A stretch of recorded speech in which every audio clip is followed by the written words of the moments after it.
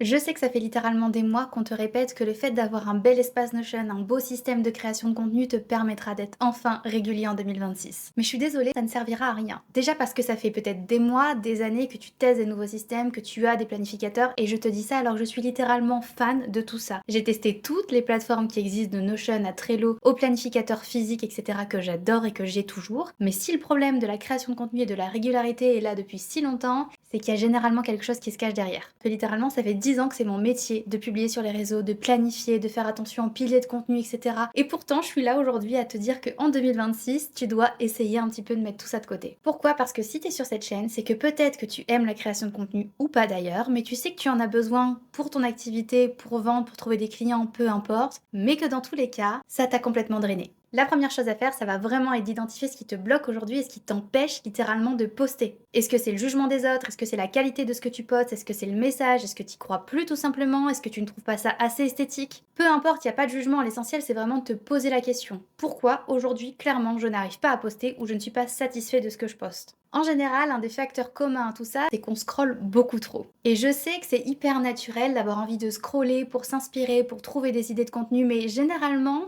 quand on fait ça, c'est pas l'inspiration qui vient, c'est la comparaison. Et il n'y a jamais aucune belle création qui va ressortir de la comparaison. Et c'est vrai qu'à une époque, ça pouvait fonctionner parce que la visibilité venait vraiment grâce aux trends. Donc on avait besoin de rester à l'affût des tendances. Sauf qu'aujourd'hui, ça ne fonctionne plus. On dit d'ailleurs qu'une tendance meurt à partir du moment où elle est récupérée par des entreprises. Et l'autre problème qui arrive généralement en même temps quand on scrolle trop, c'est qu'on reste coincé dans une phase d'idéation. Généralement, on reste avec beaucoup d'idées de ce qu'on pourrait faire. Et si je faisais ça? Et si j'avais cette posture? Et si je changeais ça? Et si je rebrandais ça? Et si je changeais mon décor? Et si je changeais mon matériel? Du coup, on reste un petit peu bloqué dans l'avant, dans la stratégie, dans la préparation, ce qui est hyper rassurant. En plus, moi, j'adore cette partie-là. Donc, croyez-moi, je m'y suis enfermée un petit moment. Mais du coup, c'est rassurant parce qu'on passe jamais réellement à l'action. Donc, ça pourrait très bien marcher, comme ça pourrait flopper. Mais comme on le fait bas, on sait pas, donc ça reste confortable. Et quand j'arrivais enfin à sortir de cette phase d'idéation, je me mettais dans une phase de planification extrême. Parce que pour moi, planifier, ça voulait dire régularité. Sauf que le problème, c'est que mon organisation, elle était un petit peu lourde. Je me disais, ok, je me prends 2 jours par mois, en début de mois, et je planifie tout mon contenu pour tout le mois. Généralement, je commençais ces 2 jours hyper motivée, je scrollais, j'essayais de récupérer des idées un petit peu par-ci par-là, j'essayais de tourner le tout dans la foulée, de monter et de programmer. Je vais pas vous mentir, j'y arrivais pas souvent, et quand j'y arrivais, à la fin de 2 jours, j'étais pas dans un très bel état.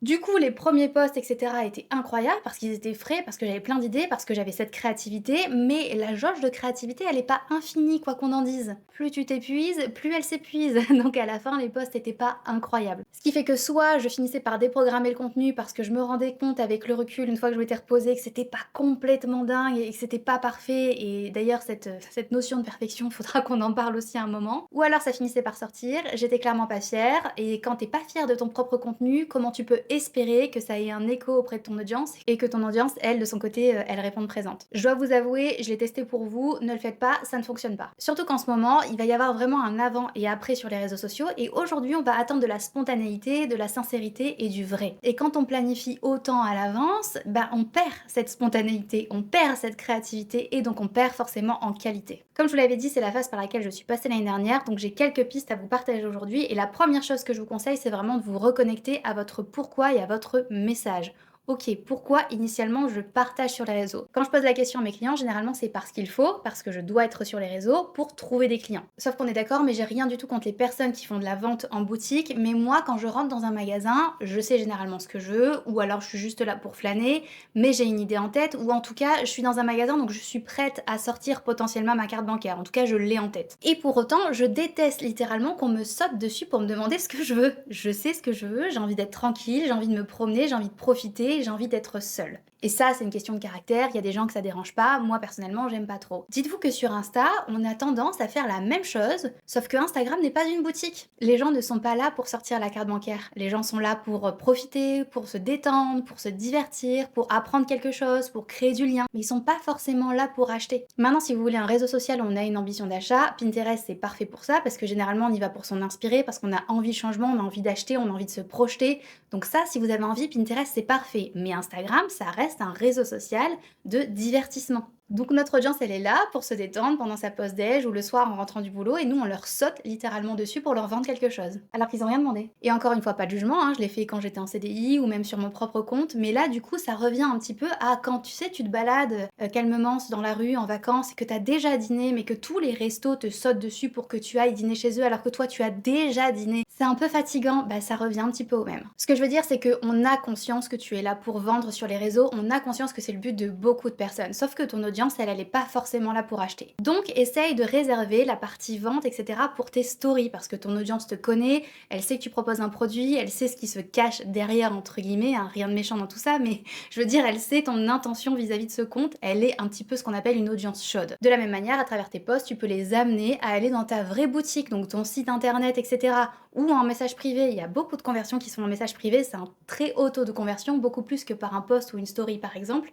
Donc essaye de créer davantage de conversations en privé. Mais en post, aujourd'hui plus que jamais, on a besoin de voir de l'humain, du partage, de la connexion, des échos et des émotions. Et ça, c'est pas vraiment ce que procure la vente en général. Et j'insiste énormément pour ça, et si jamais tu te poses la question de pourquoi, j'ai fait une vidéo complète qui t'explique pourquoi l'audience va chercher beaucoup plus de connexion en 2026. Tout ça pour dire que la première chose à faire, c'est de changer notre posture et notre vision des réseaux. La dernière fois par exemple, je parlais avec quelqu'un qui avait 150 000 abonnés. 150 000 abonnés, c'est bien, c'est plus que la majorité des créateurs aujourd'hui. Cette personne me racontait que l'algorithme la détestait maintenant, qu'à une époque, elle avait appuyé sur le petit bouton qui faisait que son contenu était largement diffusé et qu'elle avait largement grossi, sauf que maintenant, c'est plus du tout le cas. Au contraire, elle fait à peine 400 vues sur ses vidéos, etc., et que ça devient très compliqué, et elle a l'impression que l'algorithme lui en veut. Sauf que quand on regarde le contenu, à l'époque, c'était des vidéos hyper fun, hyper chaleureuses, où cette personne répondait aux questions de ses abonnés, leur donnait des tips concrets, avait une vision très pédagogique, très éducative, et qui répondait à un besoin important du quotidien de l'audience. Sauf que maintenant,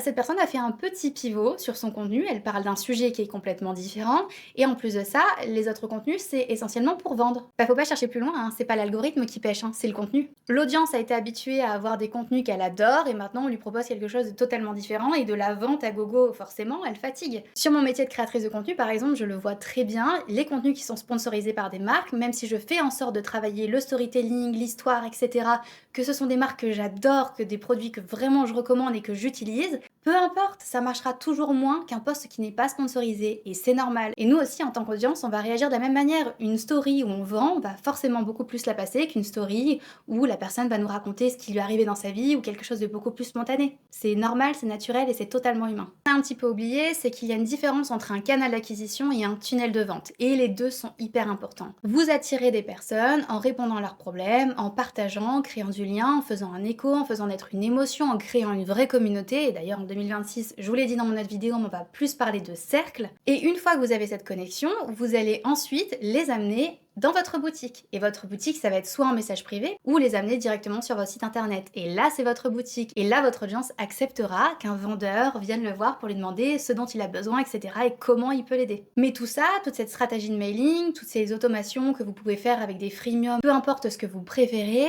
et ben ça, c'est un tunnel de vente. Et ça, c'est très important. Mais avant ça, faut réussir à chouchouter votre audience et à l'attirer. Une des choses les plus importantes aujourd'hui que je vais vous dire, c'est de traiter l'audience comme vous aimez être traité. Donc de la traiter correctement.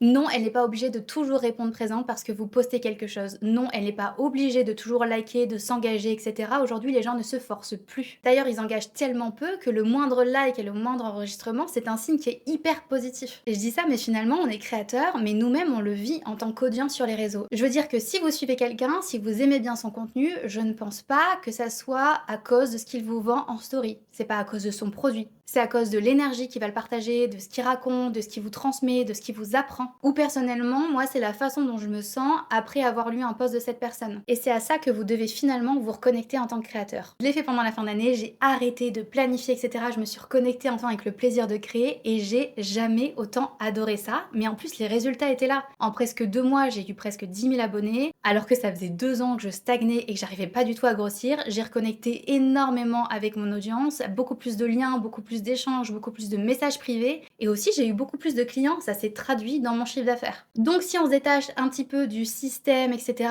de l'organisation, de la planification, et quand je parle de ça, je parle de création de contenu, je parle pas de tunnel de vente, parce que ça, je tiens à le dire que ça reste primordial et hyper important de le travailler. Mais du coup, si on se détache de tout ça, comment on fait concrètement? Je vous ai noté un petit peu le parcours que j'ai effectué pendant plusieurs mois, et je vais vous le partager ici. La première chose, c'est que j'ai fait une grosse phase d'analyse. Alors de mon contenu, c'est-à-dire que je suis revenue sur les contenus qui ont le mieux marché, mais je me suis surtout concentrée sur la réaction de l'audience. Est-ce que j'ai eu des commentaires? Si oui, dans quel sens? Est-ce que ça a fait écho en eux? Ou est-ce que j'ai eu des enregistrements? Est-ce que j'ai eu des partages? Les enregistrements, je vais le dire encore une fois, mais c'est beaucoup plus facile d'en avoir conscience, d'essayer de le provoquer quand on crée un post que le partage, donc vraiment essayer de miser dessus. En plus, c'est très fort pour l'algorithme et c'est très fort aussi pour l'audience. Et autre chose que je partage énormément à mes clients dans cette phase d'analyse, c'est que je me suis remis du scroll actif. Le scroll actif, c'est quelque chose que je conseille à tous mes clients parce que vraiment ça a changé ma créativité, c'est que je me fais 15 minutes tous les matins de scroll. Oui, c'est mon métier de scroller, mais activement. C'est-à-dire qu'à chaque fois que je m'arrête sur un post, je vais essayer de comprendre pourquoi. Est-ce que c'est la posture de la personne? Est-ce que c'est son énergie? Est-ce que c'est la musique? Est-ce que c'est la lumière? Est-ce que c'est le hook visuel? Donc le hook, c'est l'accroche. Est-ce que c'est la façon, par exemple, elle était en train de parler, en train de couper un légume? Alors ça marche énormément parce que votre cerveau est tellement concentré sur ce qu'elle est en train de faire et en train de couper que du coup vous vous arrêtez. Il y a des petits trucs comme ça. Ou est-ce que c'est ce qu'elle a dit? Est-ce que ça a fait écho? Est-ce que c'est mon émotion? Finalement, je vais tout me noter et ça va me donner une bonne base pour savoir, ok, ce que moi déjà en tant qu'audience, j'apprécie parce que peut-être que je peux le tester parce que ça peut marcher avec mon audience, mais comment je vais me l'approprier? L'idée, c'est pas noter le hook exact, c'est noter ce que vous avez ressenti et ce qui vous a interpellé. Parce que ça, finalement, ça va vous donner des tips hyper concrets et beaucoup plus factuels. Et c'est là où on parle plus d'inspiration et pas de comparaison. La deuxième chose, c'est que je me suis concentrée sur mes expériences personnelles. Alors, je sais que si vous me suivez sur mon autre compte, je parle énormément de journaling et je le fais aussi dans ma vie pro. C'est-à-dire qu'à chaque fois que j'ai un coaching avec un client, je vais écrire ce qui m'a interpellé pendant cet échange. Par exemple, en vous parlant de tout ça, je pense littéralement à une de mes clientes, je ne sais pas si elle se reconnaîtra, qui m'a dit qu'en partageant son opinion sur les réseaux et en partageant peut-être quelque chose de différenciant, elle avait peur d'attirer des commentaires négatifs ou peut-être des haters, etc. Donc ça, forcément, j'y ai pensé quand j'ai fait la vidéo et c'est quelque chose que j'ai noté. Donc votre expérience personnelle, vos échanges avec vos clients, la façon dont vous avez été interpellé, vous avez eu un déclic, etc. Tout ça, c'est des choses que vous pouvez écrire parce que c'est une mine d'or pour des posts à opinion. Et ça d'ailleurs on en reparle juste après sur comment montrer et parler un petit peu plus de son opinion parce que c'est ce qui va être hyper important en 2026. On veut clairement se différencier de l'intelligence artificielle. Et la troisième chose que j'ai fait, c'est renouer avec l'inspiration. Et quand je parle d'inspiration, c'est arrêter de scroller pour trouver des idées ou arrêter d'être en mode actif tout le temps sur l'idée de créer du contenu. C'est vraiment de vivre en fait, tout simplement, de faire autre chose, de dessiner, d'écrire ou d'aller me promener finalement sans écouter un podcast. Je pense souvent à la théorie des toilettes ou de la douche. C'est littéralement dans ces moments-là où on a le plus d'idées. Tout simplement parce que votre cerveau est occupé à faire quelque chose de très concret. Donc il a l'espace et le vide pour renouer avec la créativité et avoir les meilleures idées, donc on lui laisse un petit peu de vide. Donc ça, c'est les trois premières choses, un petit peu pour poser les bases que j'ai commencé à faire. Et de tout ça, m'en est sortie une nouvelle mécanique de création. La première chose, c'est que j'ai arrêté de planifier un mois à l'avance. Je laisse mon inspiration potentiellement bousiller mon organisation si j'en ai envie. Et donc concrètement, tous les lundis, ce sont des journées qui sont dédiées à la création de contenu. Je vais noter mes idées, je vais regarder les collabs que j'ai en cours, je vais combler les trous avec des contenus ou des idées que j'adore, je vais essayer de trouver un équilibre, mais globalement, je vais me faire plaisir et je partage que des choses que j'ai envie de partager. Je vais faire attention à ce que chaque post ait une opinion et soit différent, c'est-à-dire que est-ce qu'une personne différente de moi pourrait partager ce post? Non, ou alors potentiellement parce qu'on a la même histoire, mais il y a quand même un parti pris, il y a quand même un morceau de moi dans chaque post, et ça c'est le plus important. Cette journée c'est vraiment pour récupérer les choses que j'ai écrites dans la semaine, etc., pour essayer de construire des posts, pour essayer de les tourner, de les mettre en page, mais sur une semaine, donc c'est beaucoup plus rapide, et l'énergie est là. Par exemple, là je suis en phase de tournage, je sais que j'ai 2 réels à faire, 2 carousels, techniquement je serai toujours assez en forme pour les tourner et pas faire un mois de contenu d'affilée. Donc ma jauge de créativité mais surtout ma jauge d'énergie, elle sera encore assez élevée. Et en plus de ça, comme c'est quelque chose que j'adore, et j'aime beaucoup commencer ma semaine. C'est d'ailleurs le moment préféré de ma semaine. Ce qu'on va chercher en 2026, c'est oui une organisation parce que ça reste rassurant, mais comme je vous l'ai dit, ne pas oublier que vous faites ce que vous voulez, vous êtes chez vous, il y a personne qui vous dit d'avoir un calendrier édito aussi précis, alors sauf si vous avez une sortie de produit, etc., peu importe, ou des collabs comme moi qui ont des dates très précises. Mais la dernière fois, j'avais un post de prévu, je l'ai déprogrammé parce que j'avais envie de partager quelque chose, parce que je venais de vivre quelque chose, Et je sais pas, ça avait besoin de sortir maintenant. J'ai fait un post carrousel qui est pas le plus esthétique du monde, hein, mais voilà, il a le mérite d'être là. Bah, figurez-vous que c'est celui qui a le mieux marché et j'ai gagné plus de 7000 abonnés juste avec ce post-là. Parce que ça venait des tripes, parce que ça a fait écho, parce que c'était le bon moment, parce que je l'ai senti tout simplement. Donc j'ai déprogrammé un post pour en mettre un et en fait je décide, je fais littéralement ce que je veux. Je suis chez moi, c'est mon compte Instagram, donc je vous invite aussi à reprendre les rênes de votre propre compte. Et quand je vous parle de l'esthétique, c'est important aussi de ne pas être à fond sur la perfection, parce que je sais que c'est ça aussi qui nous bloque dans le fait de ne pas poster par exemple, c'est pas assez parfait. Lâchez-vous la grappe, les gens ont envie de quelque chose de beaucoup plus naturel, spontané, moins de montage, que ça soit moins lisse, moins parfait, que ça ressemble à la vraie vie finalement. La seule chose que je vous dirais, et ça je sais que c'est hyper compliqué, c'est un gros débat que j'ai avec moi-même et je me force à chaque fois à ne pas le faire, c'est ne pas utiliser la caméra avant de votre téléphone. Moi aussi ça me rassure de voir ma tête, moi aussi ça me rassure d'avoir un retour écran qui soit direct, mais la qualité est tellement inférieure et même si les gens ont envie de quelque chose avec beaucoup plus de liens, beaucoup plus de spontanéité, finalement la qualité esthétique on y est quand même habitué, la qualité vidéo, audio, donc ça c'est pour moi quand même les choses à garder qui sont importantes et aussi parce qu'elles sont favorisées par l'algorithme, la qualité reste importante pour chaque réseau social sur lequel vous postez, donc essayez de ne pas laisser ça de côté. Maintenant l'esthétique etc, moi je me prends plus la tête sur les montages, d'ailleurs vous le voyez sur cette vidéo pour ceux qui regardent sur YouTube parce que oui, cet épisode est aussi disponible en podcast sur Spotify. Mais bon bref, parenthèse, je fais des montages beaucoup moins léchés que ce que je faisais avant. Ça me fait gagner du temps et j'y prends toujours autant de plaisir, donc bref, lâchez-vous la grappe là-dessus. Je me suis noté du coup des petites actions que je vous suggère qui sont hyper intéressantes que moi je fais. La première chose c'est de faire une pause, des trends etc, du scroll, pour vous reconnecter à ce que vous avez vraiment, vous, envie de raconter. Je me suis noté de poster 0 contenu qui soit inspiré par des tendances, juste vous, une idée vraie, parce que le cerveau finalement il a besoin de silence pour redevenir créatif. Et je me suis noté évidemment l'écriture, et je vous parlais tout à l'heure d'opinion et d'esprit critique. On est à une époque où on raconte tous les mêmes choses et tous les contenus sont un petit peu lisses. Et c'est normal, c'est ce qu'on attendait de nous pendant des années, sauf qu'aujourd'hui, en 2026, on a besoin de prise de position, on a besoin d'opinion, on a besoin de choses qui font réfléchir et il y aura des gens qui seront pas d'accord avec vous et ça c'est pas très grave. Mais ce que je veux dire c'est que c'est très difficile de retrouver un esprit critique et le pire c'est d'oser le partager. Et pour ça, moi l'écriture c'est un outil que je trouve incroyable, j'en parle beaucoup, mais parce que ça ne regarde que vous. Donc en fait si vous avez envie de reprendre une opinion sur un sujet etc, de débattre avec vous-même, faites-le parce que ça vous aidera à sortir des idées, à sortir quelque chose qui soit un peu différenciant des autres et en plus c'est hyper safe parce que bah, comme je vous l'ai dit, vous êtes de vous à vous, personne ne viendra vous juger sur ce que vous écrivez et ensuite vous sélectionnez ce que vous avez envie de partager, ce sur quoi vous êtes à l'aise. D'ailleurs rien n'empêche d'y aller un petit peu progressivement, pas d'y aller direct à fond parce que je comprends qu'au début ça puisse être un petit peu impressionnant. La deuxième chose du coup, encore une fois les opinions, on veut pas des opinions pour créer du clash, on veut juste des choses qui soient différenciantes. Encore une fois, je me suis noté de vous dire de vous nourrir de votre quotidien, de votre expérience, parce que oui, je le sais, c'est parfois un peu difficile à croire quand on est tout le temps seul avec soi-même, mais on a des choses intéressantes à dire. Moi, j'ai toujours l'impression que les gens savent déjà tout ce que j'ai en tête. Finalement, quand je le partage, quand j'échange, je sais que je fais naître des idées, je sais qu'il y a des choses que les gens ne savent pas forcément parce qu'on ne sait pas tout.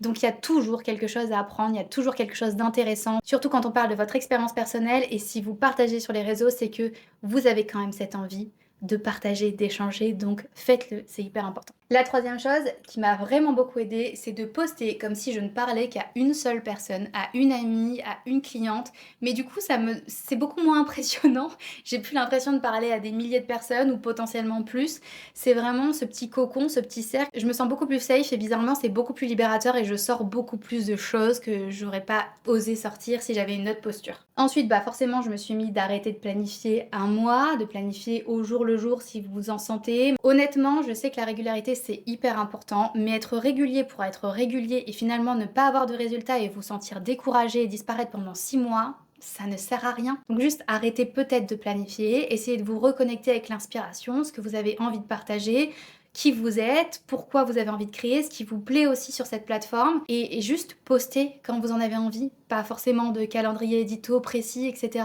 Et au fur et à mesure, vous allez tellement aimer renouer avec cette créativité que la régularité reviendra d'elle-même. La dernière chose, c'est aussi de recycler ce que vous avez déjà posté. Alors ça, je sais que des fois, il y a des personnes qui osent pas trop. Personnellement, moi, j'ai oublié les posts que j'ai vus ce matin. Et je pense que beaucoup de personnes également. Donc en fait, on aura oublié ce que vous avez déjà posté il y a 6 mois.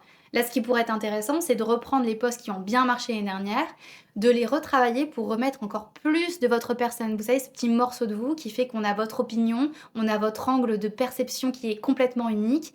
Et ça pourrait être hyper intéressant parce que ça a déjà marché à l'époque. Donc maintenant, si vous rajoutez encore une dose, si vous le remaniez un petit peu ou si vous changez le format, ça peut que marcher. Donc bref, recyclez, n'hésitez pas, vos idées sont les vôtres, vous avez le droit de les réutiliser, personne ne vous en voudra et personne ne vous dira je sais que ce post-là, tu l'as publié en avril 2025 et tu te répètes. Non, tout le monde s'en fiche. Et la dernière chose sur laquelle j'aimerais finir cette vidéo, c'est vraiment de vous rappeler que dans réseau social, il y a le mot social. Et ça, c'est quelque chose qu'on a tendance à oublier. Je sais qu'il y a énormément de mes collègues qui vont vous dire que finalement, c'est pas nécessaire d'avoir des interactions pour que votre compte soit mis en avant par l'algorithme. Et ça, c'est vrai. Vous n'avez pas besoin d'aller commenter des posts qui sont dans votre niche, etc. pour pouvoir être favorisé par l'algorithme et être mis en avant. Maintenant, les gens, eux, ils aiment bien ça. Et en fait, dans un réseau social, il y a des gens, on ne parle pas à des robots, on ne publie pas pour des robots, on est là pour connecter, pour avoir des échanges, etc. Ça, par exemple, ma mère, qui a débuté sur les réseaux à 60 ans, l'a très bien compris, et aujourd'hui, elle est presque à 1000 abonnés en très peu de temps. Mais parce qu'elle échange, parce qu'elle discute, d'ailleurs, j'ai son compte Instagram, et j'ai beaucoup plus de MP via son compte que via le mien, tellement elle échange. Mais elle a vraiment saisi, finalement, ce que c'était un réseau social, c'est-à-dire connecter, créer du lien. Alors je sais que ça prend du temps, mais dans un réseau, il faut savoir donner avant de vouloir recevoir. Et quand je dis ça, bien évidemment, c'est toujours de le faire de manière authentique, vraie et sincère. On n'est pas sur du « ok, je m'abonne pour que tu t'abonnes derrière moi ». Ça, je sais qu'on le faisait tous, on va pas se mentir, on le faisait tous à une époque, ça ne fonctionne plus du tout. Mais voilà, en 2026, on se reconnecte, on échange et on remet de l'humain derrière nos comptes Instagram. Voilà, c'est la fin de cet épisode, j'espère qu'il vous a plu. Moi, en tout cas, j'ai pris beaucoup de plaisir à le faire. Et d'ailleurs, merci à ceux qui s'abonnent, etc. Je viens de lancer cette chaîne, même si le compte Insta, etc. sur les autres existe depuis longtemps. C'est toujours un petit peu impressionnant de recommencer à zéro, même si c'est mon travail. Donc merci pour ceux qui s'abonnent, qui laissent un petit like, un petit commentaire, c'est hyper encourageant. Vous aussi, vous créez du contenu, donc je pense que vous savez à quel point c'est précieux. Donc encore merci et moi je vous dis à la prochaine.